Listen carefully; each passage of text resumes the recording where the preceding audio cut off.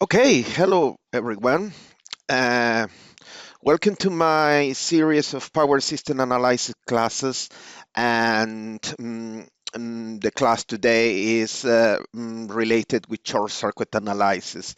Specifically, the topic today will be symmetrical components and sequence network. Okay. As you must know, all those videos are located in my YouTube channel. If you are watching this on the YouTube channel, please subscribe and you will receive a notification when I upload a new video. Also, slides are available and will be available at my ResearchGate repository. You can find the link over here and also below this video. Examples, numerical examples using MATLAB scripts you will find them at my GitHub. Okay. Also, if you wish and you would like to keep updated about power systems, please go and follow me on Twitter and LinkedIn. Okay. Coming back to business, the class today is short circuit analysis, and the topic that we will be working, it will be symmetrical components and the sequence networks, okay? As a consequence, what is the objective today? Well, this chapter introduces the basic concept about symmetrical components and sequence network. What I'm trying to say is this video is dedicated of the background that you need in order to perform asymmetrical fault calculations. Okay. What is the agenda? Well, today we have a very busy agenda. We will start with a short introduction about asymmetrical faults. What does mean physically an asymmetric condition inside the power system? Then we will go across the very important tool, and that is the theory about symmetrical components. Okay, this is coming from a brilliant mind, Fortescue, that he created the method of symmetrical components and published in one very important paper. Okay, the theory of symmetrical components requires some mathematics, and there is something very useful that is the operator A. Okay, then we will go across symmetric components in function of asymmetric phasors, then symmetric components of three unbalanced phasors in a three-phase system. Then we will find some description for a symmetric phasor system from symmetric components. Then symmetrical components apply to three-phase connections, delta star connection. Symmetrical components also can be applied for power calculation. We will do so. Then we will use symmetrical components for impedance, asymmetrical impedance in series. Then we will go across using symmetrical component for transmission lines. We will define what is sequence impedance. And finally, we will close talking about sequence network, okay? And we will discuss three very specific cases: sequence network for synchronous generators, two winding power transformers, and finally, sequence model for balanced loads, okay? Okay, now let's jump into the main topic, and we need to make a short introduction about asymmetrical faults. Okay, you must understand that the power system is mainly a three-phase system. Okay, if we are talking about transmission level, the power system is totally three-phase. Okay, we are talking about synchronous generators. They are three-phase machines. Transmission lines, at transmission level, we are talking about three-phase system, and the reason of using three-phase is mainly an economical reason, okay? But in normal conditions, the power system is symmetrical and balanced, okay? That means that we have the same magnitude current and magnitude voltages in the three phases, A, B, and C, okay? But now the question is, what's happened if we have some conditions that make the system asymmetric, okay? They are basically two possible options. The power system can be asymmetric, because some peculiarities inside the power system. For instance, it's typical that we have single phase loads at distribution level, and as consequence, there are some asymmetric behavior at distribution levels, things that at transmission level you will never see, okay? On the other hand, there are possibility that we have asymmetric conditions, and that is the worst case scenario faults. Okay, they are something that we call asymmetric faults, and the asymmetric faults, they are typically one condition that create a specific requirement for the system. Okay, what you must remember from circuit theory is that three-phase circuits, you can use Kirchhoff law in order to study voltages and currents in three-phase circuits. And you must remember that for three-phase system, we say that the phase A, B, and C, they are similar, and we use the simplified model, we use the single phase equivalent model, okay? The single phase equivalent model is quite good because remove from us a burden of calculating many loops. And you just say, okay, phase A, you can use all the circuit theory, and then phase B and C will be similar behavior, 120 degree apart, okay? However, if you are in an asymmetrical condition, no. In asymmetrical condition, you need to, if you are using the classical approach, what you need to use is only use Kirchhoff law. And that is a massive problem, okay?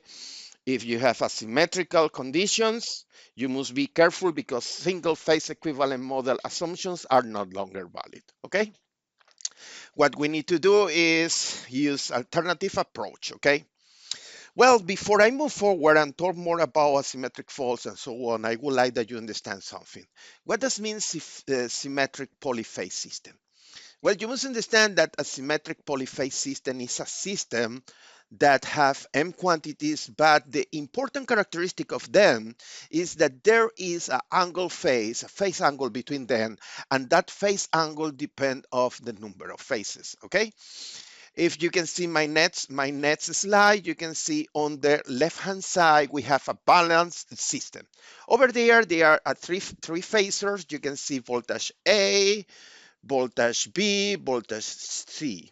In this case, this is a symmetrical system. We have 120 degree apart between the phasors.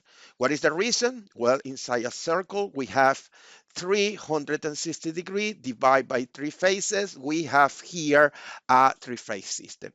In this case, the system is balanced because the magnitude of each voltage phasor, the magnitude is the same. Here downstairs, you can see the time domain representation, the beautiful sine wave in three colors, blue, green, and red. And here you can see that the three magnitudes, they have the same magnitude, the same amplitude. Okay, we are talking about, in this case, about balanced system.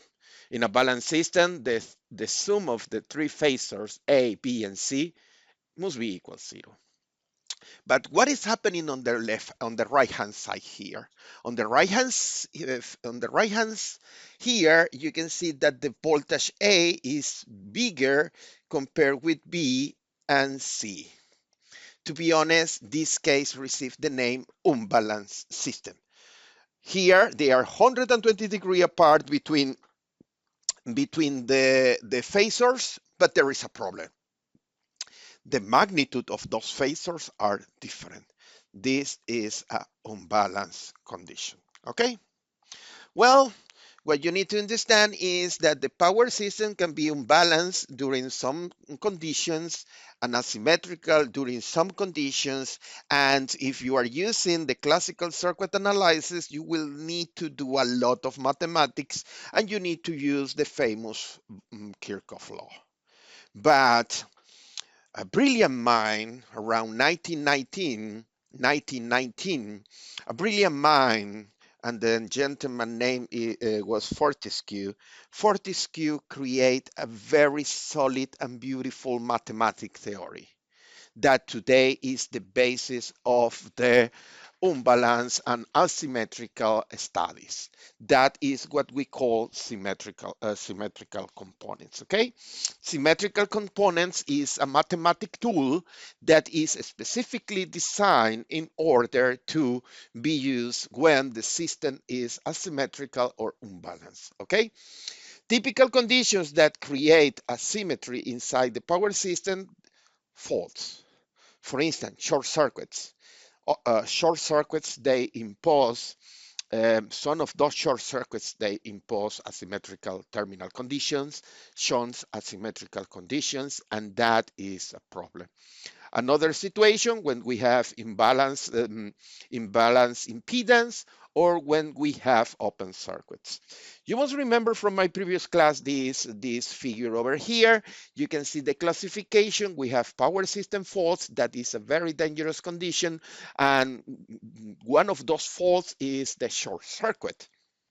And we can classify the short circuits as symmetrical. That was the topic of the previous class. And right now we are dealing with asymmetrical faults. What is mainly an asymmetrical fault? Well, you can see here the three basic examples when we have a single phase or a single line going to earth or ground. When there is contact between two different phases, for instance, in this plot over here, B and C, or even if you have the connection between two lines here, B and C, and then going to ground, okay? Okay, what I need to understand right now is there are some asymmetrical faults, and the mathematics that we need to use is a bit different, okay? The mathematical tool that we need to solve the problems related with asymmetrical faults receive the name theory of symmetrical components. To be honest, it's one of the most powerful tools in order to deal with unbalanced polyphase circuits. In 1919, this brilliant mind, Charles Leggett Fortescue, published a paper in the American Institute of Electrical Engineers. Today, we call that the IEEE. The IEEE has been historically the source of the most beautiful papers collecting the most important ideas about problems in power systems and presenting brilliant solutions for them. This paper of Fortescue established something that is extremely important. Fortescue say that if we have a system, and let's say this is an unbalanced system with n vectors, well, you can decompose the problem in n balanced systems that those balanced systems receive the name symmetric components. I highly suggest, if you are a very mathematic enthusiast, that you can download the paper and you can read the beautiful mathematics behind the method of symmetrical coordinates applied for the solution of polyphase networks. That was the original name of the paper published in 1918, and today is the base of the symmetrical components. Okay, Fortescue, he wrote this paper. You can see a copy over there of the title and his name. But the brilliant thing was, Fortescue say, if we have a system with n phasors and those phasors are unbalanced, well, we can write those phasors like the combination of n minus 1 systems of n balanced phasors and n possible of the n possible sequence and a particular system of phasors without any phase. Wow, probably if you are hearing my very bad English and ugly accent, probably you will be confused. What you need to understand is, let's apply this idea to a three-phase system. In three-phase system, we have only two possible sequence. I mean, the natural sequence is ABC, and there is another sequence that is ACB. Okay. Well, what Fortescue say is, if we have three phasors A, B, and C, and they are asymmetrical, we can create a combination of three different sequences. One sequence equal to the original one, ABC, and that receives the name positive sequence, plus a set of phasors in the opposite sequence or negative sequence, ACB, and that is the negative sequence, and a group of n phasors, in this case 3 phasors, that they don't have any sequence and they receive the name zero sequence. To be honest, what Fortescue create is an important tool, because right now, considering those three sequences, positive sequence, negative sequence, and zero sequence, we start with a problem that is unbalanced. But then using this mathematic tool, we decompose the problem, one problem that is unbalanced. We create three small problems that all those three problems, they are balance problems, and from there you can use basic circuit analysis, single phase equivalent model, and so on. Okay, before I go more into details, I would like that you understand that inside power systems we have many operations that where we use some operators, okay, especially when we are dealing with phasors. When we are dealing with phasors, we typically use polar representation, and we have a magnitude and an angle, okay. What I'm trying to say is, if we are using phasor representation, any electrical quantity inside the system, let's say voltage or currents, they can be represented by a red by a red rotating vector, like the red one rotating over there. Okay, we have over there the time domain representation, the beautiful sign, but if we use the appropriate transformation and the phasor is one transformation, we obtain a simplified mechanism, and now every single electrical quantity is defined by amplitude and a phase angle. Okay, if we have n polyphase system, well, one property of the n phase system is that there is a phase angle between the signals. And this phase angle is 360 divided by the number of phases. If we are talking about three-phase system, n equals 360 divided by 3, that is 120, and that is the most beautiful property of three-phase system, a phase angle of 120 between the quantities, the line quantities, okay? Okay, but now let me explain something. Phasors have many properties. A phasor is a complex quantity. You can use Cartesian or you can use polar form, rectangular or polar form, as you wish. But the phasor satisfy what we call the Euler identity. Okay.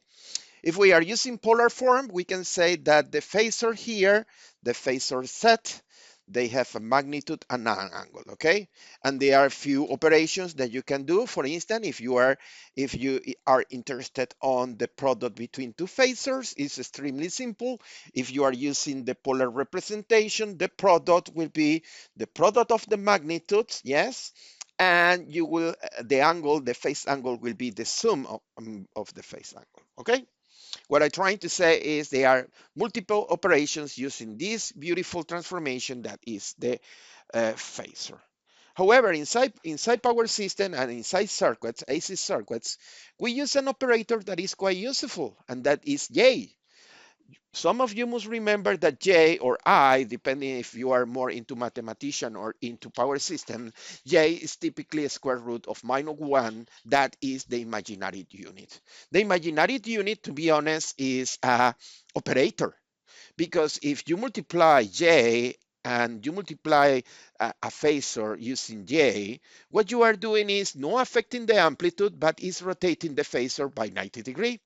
What I'm trying to say is that the operator defined as imaginary unit is an operator that is modifying the phase angle of the one phasor by 90 degrees. And that is the reason that we have 90 degree between voltage and currents on inductors and capacitors and so on. Okay, beautiful properties. Minus J is equal to minus 90 degree, affecting the phase angle of the quantity set. Okay, but now I will introduce one of the most important operators, and that is A. As you must realize, it's very important the number 120 degree inside power system, because 120 degree represent the angle between phase A and B, or B and C, or C and A. What I'm trying to say is that it's relevant that we have an operator, and this operator is not affecting the magnitude, but is rotating the phasor by 120 degree. To be honest, the operator A, it will be extremely useful when we are using symmetrical components, and they are very beautiful properties that you can see over here. Okay, I will not go through in details of those properties. I will say that my clever students, they are very brilliant on mathematics, and they can spend a couple minutes just trying to demonstrate those interesting properties. One of the beautiful properties that I love is this one, that say 1 plus A plus square A is 0. And that is beautiful, because if you remember, A is a 120 degree phase angle, and square A is equal 1 magnitude and 240 degree. And if you sum with 10 degree, well, voila, the sum is 0. And that is one beautiful property of symmetrical and balanced system. The sum of three symmetrical vectors is equal to 0. Okay? Okay, what I will do now is present a short description, a short explanation about symmetric components in function of asymmetric phasors. Okay? As I said before, the original paper of Charles Fortescue, he defined that if we have a polyphase system, for instance, here we have n terminals, we can represent the n unbalanced phasors using n possible sequences. Okay. From now on, I will work only with three-phase system. What I would like to use is the Fortescue theorem in order to establish the characteristic of three unbalanced phasors.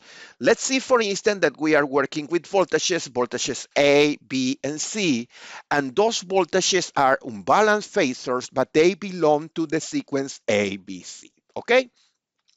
What I want to say is that those three unbalanced phasors, BA, BB, and BC, they can be described by three groups of phasors. A set of phasors that they have a sequence equal to the original sequence, that is positive sequence, that is the name. A set of three unbalanced phasors that they have a sequence that is opposed to the original one, and that is the negative sequence, and a set of three phasors that they don't have any phase in between them, but they receive the name zero sequence. Okay? What I'm trying to say here, let me show you in graphics, is if we have three unbalanced voltages, we can use here three phasors, and we can see here the number 1 in the subscript to define that those three phasors, they have the original sequence A, B, and C. They have the same magnitude because they are symmetrical and balanced phasors, and those quantities receive the name positive sequence. On the right-hand side here in this slide, you will see again we have three phasors, and now the subscript is using the number 2. Okay, some books use the number 2, some books use the negative sign in order to define this is the negative sequence. And how do we identify that is the negative sequence? Well, if you look over here, phase A is a reference, but this one is phase C and then phase B. What I'm trying to say is those three phasors over there, they have opposite sequence compared with the original one, and we say this is the negative sequence. I must be honest, we are using here subscripts A, B, C, but if you are in Europe, probably you will prefer the use of RST. But anyway, if you use the European or the American standard ABC or RST, it's not a problem. The concept is the same, okay? And finally, there is a group of phasors that those phasors, they have the same magnitude, but there is not different phase angle for them. All of them, they have the same phase angle. And those components, to be honest, they are extremely important and they receive the name zero components, okay? In the power system analysis, zero components, they are extremely important. And also you must be careful about the sequence if we are working in sequence ABC or ACB, okay? Here now I am showing you the three set of phasors, okay? Any set of unbalanced variables, three-phase variable, for instance, voltages A, B, and C, they can be described by three sets of vectors. One vectors of the original sequence, that is the positive sequence vectors. Phasors coming from a sequence that they are in an opposite sequence, they are the negative sequence. And finally, three phasors that they don't have any phase angle between them. They have the same magnitude, and very important, those are the zero sequence. I don't know if you realize, but I say zero sequence is extremely important because for asymmetrical faults, for asymmetrical conditions, zero sequence, they define many characteristics and very important phenomena inside the power system. Okay?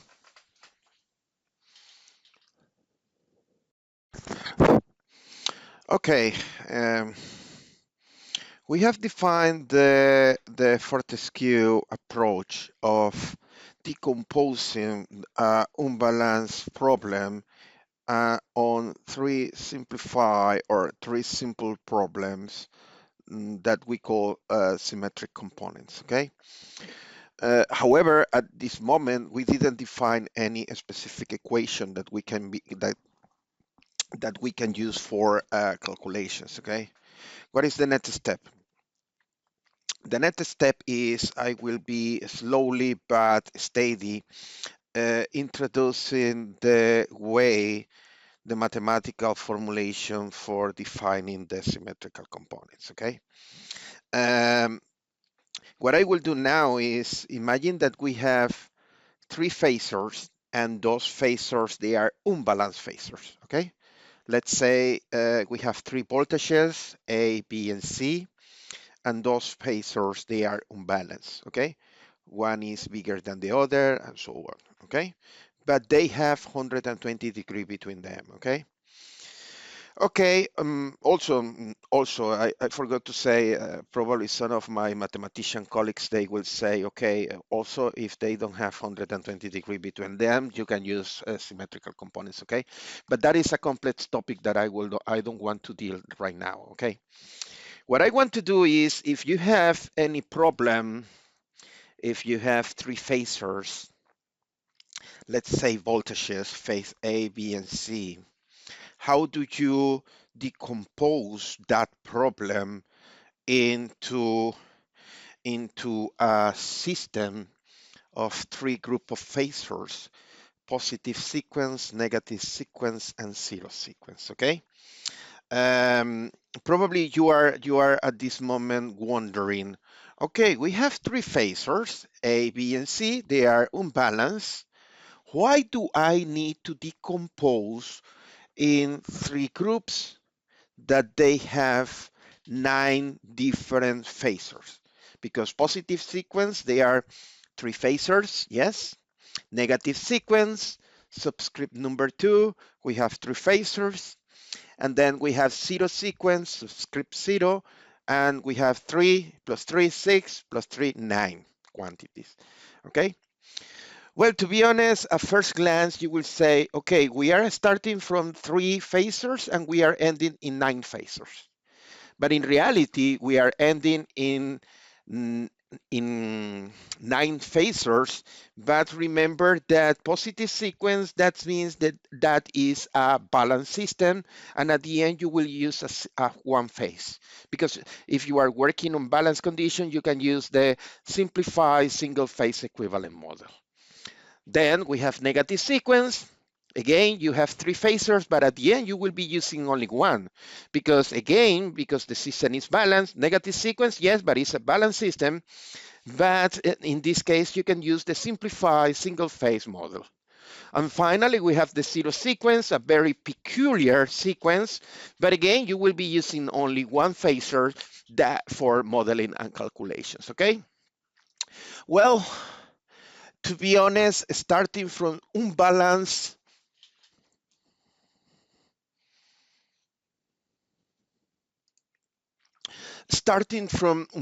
conditions, let's say we have 3 voltage phasors, voltage phasor A, voltage phasor B, voltage phasor C.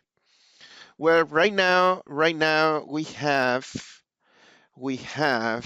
3 unbalanced phasors, and we want to obtain the symmetrical components that define those quantities. To be honest, there are 2 methods. One method is using the definition, mathematical definition of the Fortescue theorem, and the second option is solve the problem graphically. Probably not the best one, but for my student it's quite useful because they can see the problem and the solution, okay? I will start with the graphical solution, okay? Fortescue says something very interesting. If we have here 3 phasors, you can see A, B, and C. We have 3 ugly phasors over there. They are not necessarily 120 degrees between them, but we can represent those quantities using 3 sets: positive sequence, negative sequence, and zero sequence, okay?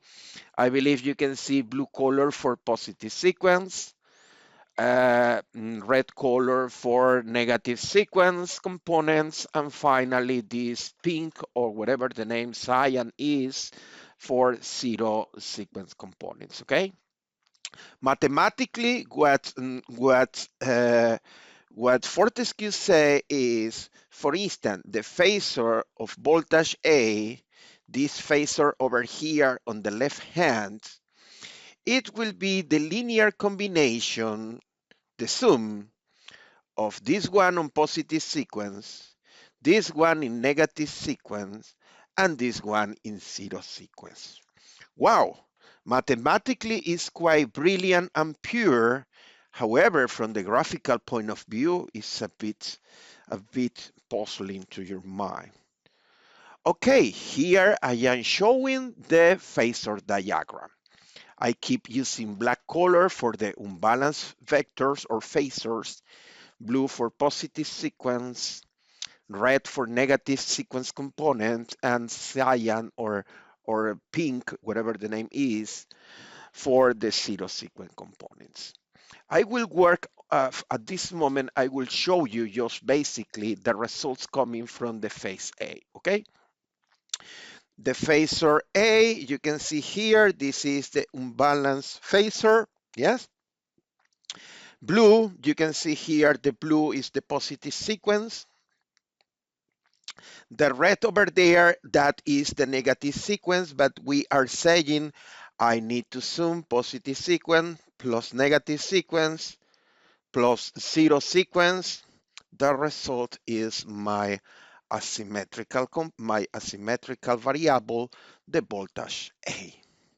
What I'm trying to say is, in this phasor diagram, there is a clear demonstration that positive sequence plus negative sequence plus zero sequence that basically produce the asymmetrical phasor. Over here you can see the same negative sequence for phase B, sorry, positive sequence for phase B, red color for negative sequence of phase B, pink color for zero sequence of phase B, and the sum of all of them, they create the voltage B.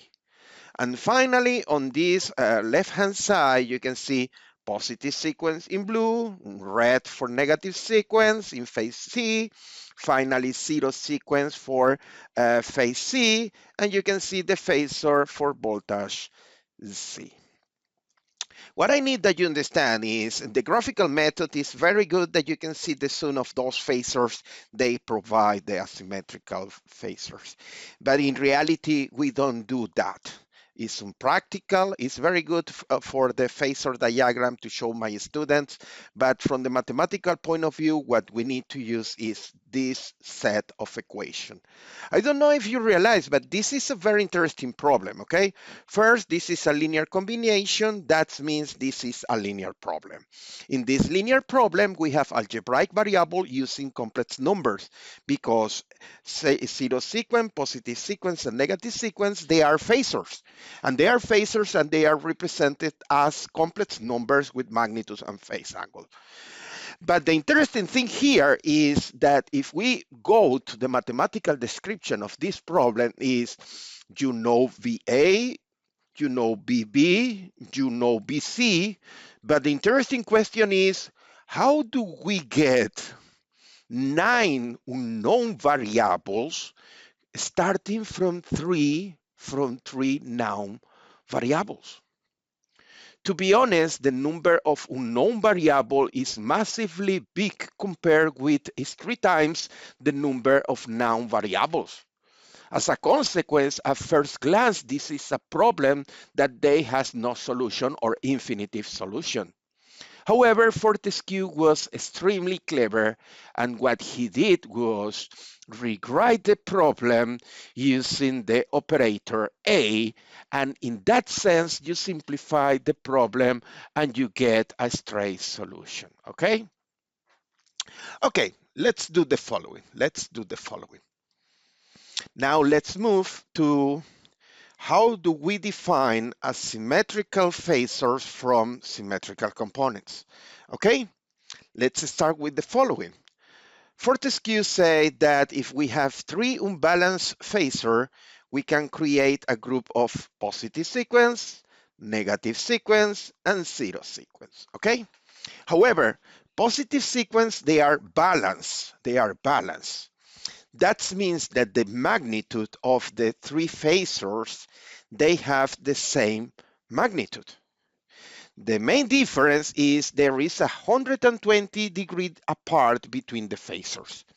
For instance, you can see here phase A is located at 0 degree because this is the case of positive sequence. B is located at minus 120. And then we have here phase C that is located at 120 apart from phase B. Okay? Now what we need to do is something similar. If the positive sequence is located at 0 degree, well, what we need to do, 120 degree will be, a minus 120 degree will be phase B, and 120 degree positive will be phase C. What I'm trying to do is rewrite the phase B and C in terms of the phase A, but at the same time, I am using the mathematical tool, the operator A, to represent the location, the phase angle location of those phasors, okay? Something similar we can do for the negative sequence. Negative sequence, we have reference phase A, and you can see here now minus 120 is phase C, and 120 positive is phase B. Then what we need to do is those phasors, they have the same magnitude because they are balanced system. What we need to do is define the phase angle using the operator A. And in this case, we can say the phase B is equal to the phase A, but rotated by 120 degree. We use the operator A. But here, phase C has the same magnitude, but rotated minus 120, and we can use the operator A here to define the 240 degrees, okay? Finally, the zero sequence. The zero sequence, there is no phase angle between them. Zero sequence in phase A, B, and C, they have the same phase angle. But on the other hand, those three phasors, they have the same magnitude.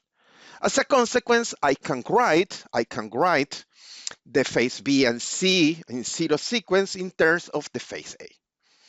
Now what I will do is something very simple.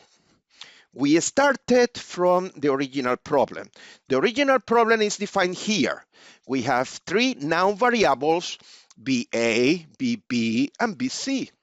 And on the right-hand side of those expressions, we have 9 unknown variables. However, in the previous 2 slides, I used very basic properties coming from circuits and mathematics using the operator A and using the symmetry coming from balanced systems. Now I can simplify the problem, and right now we have on the left-hand side three known variables A, B, and C, unbalanced variables, and on the right-hand side, we will have only 3 unknown variables. The 3 unknown variables are the positive sequence of phase A, the negative sequence of phase A, and the zero sequence of phase A. What I'm trying to say is we start with a very complex problem and we simplify using properties coming from balance and from the operator A, okay? But now what we can do is the following. Here we have 3 linear equations, one from phase A, one for B, one for C, and they are expressed in terms of the positive, negative, and zero sequence of phase A. Okay? Those 3 linear equations, they can be expressed using very compact mathematical expression using matrix. Okay? If we use matrix, what we can see over here on the left-hand side, we have a vector, and this vector has the asymmetric voltages. Here we have a matrix that is 3 by 3, and these represent the coefficients of these linear equations. And finally, on the right-hand side, we have a vector. And the 3 components inside the vectors are the unknown variables. In this case, the zero, positive, and negative sequence for the voltage on phase A. Okay? Now, let me introduce to you, we have the operator A. The operator A is modifying the phase angle by 120 degrees. But also we have this beautiful transformation, and this is a matrix transformation, the matrix A, that allow me moving from symmetrical components to asymmetrical variables. What I'm trying to say is this equation number 4 that I am presenting over there, that is the most beautiful equation for symmetric components, because that equation is a matrix equation that is so compact that allow me create the relationship between asymmetrical vectors and symmetrical vectors or component or symmetrical components, okay? From here, from equation 4, you can also do the opposite way. If you know the asymmetric components, you can get the symmetrical components using the inverse of the matrix A. Here, I include downstairs what is the changes inside the matrix A when you create the inverse operation, okay? The next slide is quite important because in this slide I am presenting the individual equations. For instance, something that is extremely important and you must realize is the voltage at zero sequence. The voltage at zero sequence is 1/3 or 1 divided by 3, the sum of the voltages A, B, and C. And something that you must realize is if we are working with a balanced system, one property is that BA plus BB plus BC should be equal 0. In any balanced system, the sum of BA plus BB plus BC should be 0. If that is the case, they are not zero components. What I'm trying to say is zero components, they are present if they are asymmetry in your power system. If we have a balanced system, well, there is not zero sequence in your system.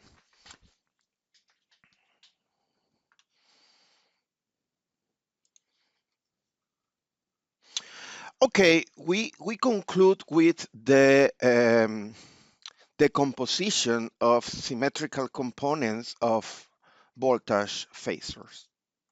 Similar approach, it's possible for currents. I mean, we can apply symmetrical components for voltages, but it's the same also for currents, okay? Using the operator A, we can decompose the currents, the unbalanced current A, B, and C into the symmetrical components. And to be honest, it's extremely simple. It's similar, we can create a matrix form where we say that the unbalanced currents are equal to the matrix A multiplied by a vector that contain the symmetrical components. That is what I am trying to say here on equation 6. On equation 6, I am saying that the asymmetrical currents are equal to the matrix A, as we defined before, multiplied by a vector that contains the symmetrical components of the phase A, of the line A, okay? Again, we can expand also for the equation number 7. The equation number 7 allow, if you know the asymmetrical components, you can obtain the symmetrical components. And what is the key over here? I would like that you again understand this very important equation and consequence here, okay? Let me go back here.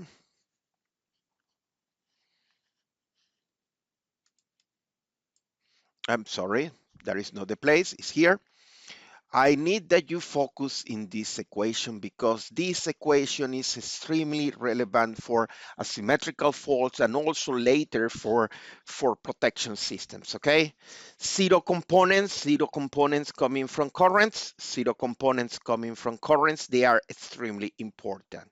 And what you need to understand is if we are working on balanced systems, the sum of the current on phase A, B, and C, that will be 0. As a consequence, if we are using a balanced system,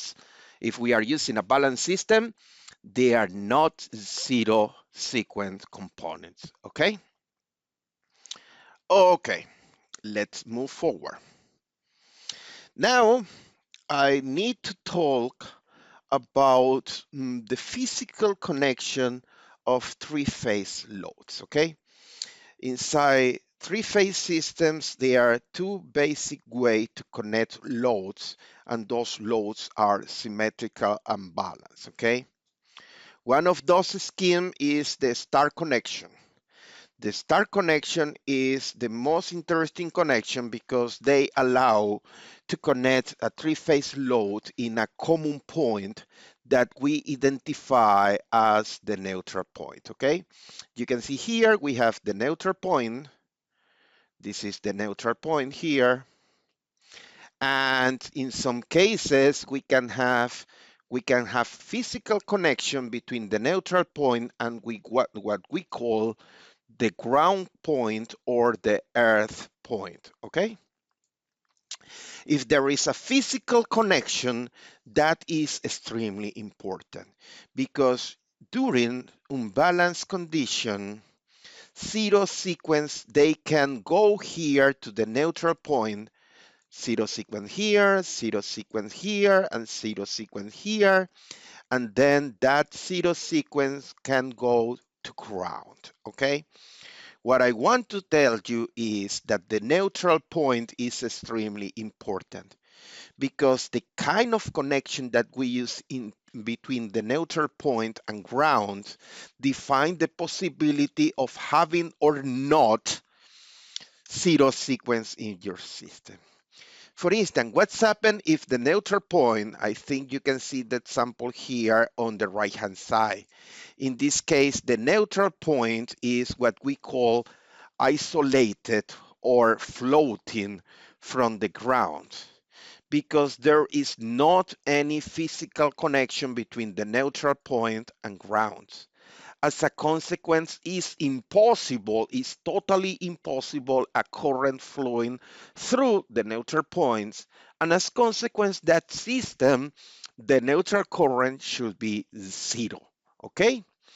In that case, we will talk later about what's happened with zero sequence, but it's impossible to have zero sequence if we don't have connection between the neutral point and the ground point. Finally, a lot of people, they love the delta connection because the delta connection is basically three lines, A, B, and C, and here we have the delta connection. What is interesting here is we don't have neutral point. We don't have neutral point. However, if the current A, B, and C, they are unbalanced, there is a possibility of having zero sequence currents. I mean, if the sum of those currents are different to zero, there is a possibility of having zero sequence. But the problem is those zero sequence will be in a very specific place, and we will discuss that in the case of delta connection few slides later.